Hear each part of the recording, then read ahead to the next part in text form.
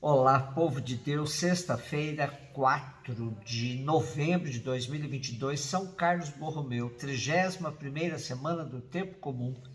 A nossa reflexão de hoje é a partir de Filipenses 3, 17 até 4, 1 e Lucas 16, de 1 a 8. Sede meus imitadores, irmãos, e observai o que vivem de acordo com o exemplo que nós damos. Já vos disse muitas vezes e agora eu repito, chorando. Há muitos por aí que se comportam como inimigos da cruz de Cristo. O fim deles é a perdição, o Deus deles é o estômago, a glória deles está no que é vergonhoso e só pensam nas coisas terrenas.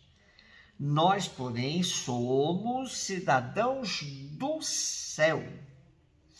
De lá aguardamos o nosso Salvador, o Senhor Jesus Cristo. Ele transformará o nosso corpo humilhado e o tornará semelhante ao seu corpo glorioso, com o poder que tem de sujeitar a si todas as coisas.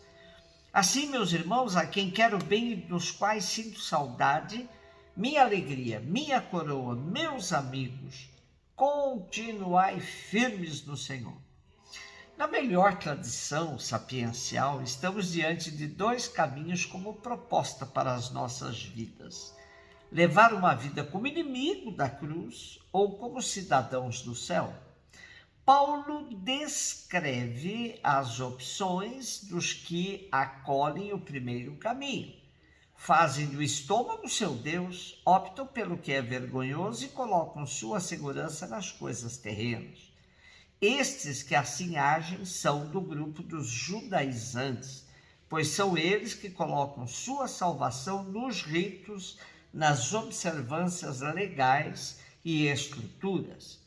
Por outro lado, quem faz a segunda opção põe sua confiança somente em Jesus Cristo. Estes se orientam pelo testemunho na esperança de um mundo radicalmente novo. Neste sentido, Paulo se apresenta como exemplo a ser seguido. Não um exemplo acabado, mas um exemplo de quem pauta sua vida na busca de uma identificação cada vez maior com o Mestre Jesus. Somos, de fato, chamados a ser cidadãos e cidadãs do céu. Nesse caminho, a vida e o testemunho do apóstolo são uma fonte segura para quem quer viver próximo de Jesus e de seu projeto. Lucas 16, de 1 a 8, Jesus disse aos discípulos: um homem rico tinha um administrador que foi acusado de esbanjar seus bens.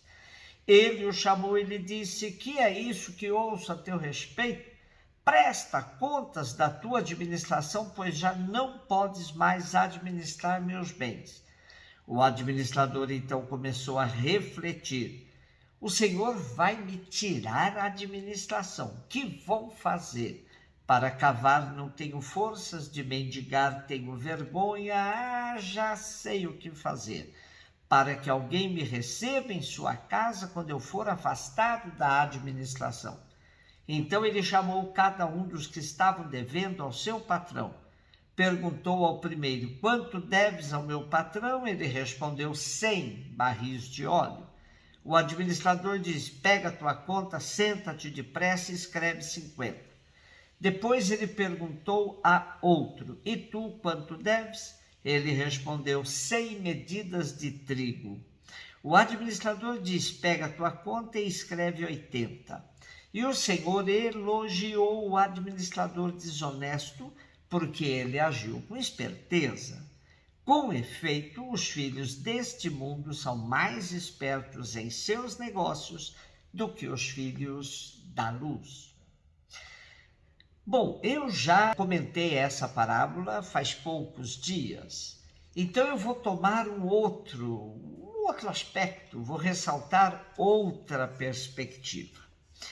O capítulo 16 de Lucas dá uma chave de leitura no seu versículo 14 para entendermos essa parábola de Jesus. Aí se diz: os fariseus, que eram muito amigos do dinheiro, caçoavam de Jesus. E aí, então, nesse capítulo, duas parábolas se complementam. Aqui temos hoje que diz como se deve usar o dinheiro, e a outra, dos versículos 19 a 31, nos diz como não se deve usar o dinheiro. E como uma espécie de dobradiça entre as duas parábolas, temos verdadeiramente o foco de Jesus. Não se pode servir a Deus e ao dinheiro. O louvor do administrador infiel, da parábola de hoje, pode causar espanto ou mesmo escândalo. Mais adiante, Lucas compara Deus a um juiz injusto. E em Mateus, os discípulos são convidados a ser espertos como as serpentes. Mas não havemos de nos escandalizar. Jesus não nos dá por modelo um qualquer vigarista, um fulano astuto. Pelo contrário, lembra-nos que somos responsáveis pelos bens que não são exclusivamente nossos, mas que devemos considerar dons de Deus e, portanto, tratar com prudência e com audácia dignas de filhos de Deus. Ao fim e ao cabo, Jesus quer que os filhos da luz, na sua caminhada terrena, sejam mais sagazes do que os filhos das trevas, os filhos deste mundo. E a sagacidade de que Jesus fala é diretamente funcional ao desejo e à concepção do verdadeiro bem. Podemos também ver que Jesus não recomenda que seus discípulos sejam alienados, que não participem das tarefas deste mundo. Pelo contrário, é preciso não ter medo de confrontar-se com os filhos deste mundo. Para anunciar o reino, é preciso destemor, coragem, ousadia. Jesus sabia muito bem como funcionavam as relações sociais, humanas, e sabia que seus discípulos teriam de saber lidar com elas. O capítulo 16 de Lucas, na sua globalidade, sugere-nos outro convite que torna concreta a nossa coragem evangélica. Considerar como nossos primeiros e mais caros amigos os pobres. Se chegarmos a isso, seremos realmente espertos à maneira de Jesus. Foi por essa esperteza que o administrador desonesto foi louvado por Jesus. Por fim, faz-se necessário ressaltar que viver como cidadãos dos céus não quer dizer viver nas nuvens, mas viver na caridade, na esperança, na fé. Viver como cidadãos dos céus significa encontrar o Senhor em cada momento, em cada ato concreto da nossa vida.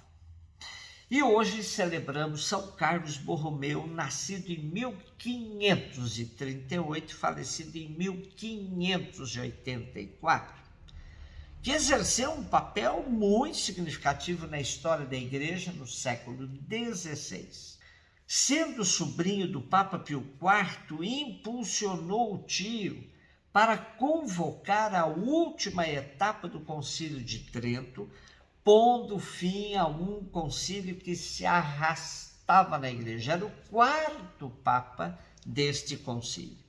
São Carlos foi arcebispo de Milão e aí fundou o primeiro seminário nos moldes do Concílio de Trento.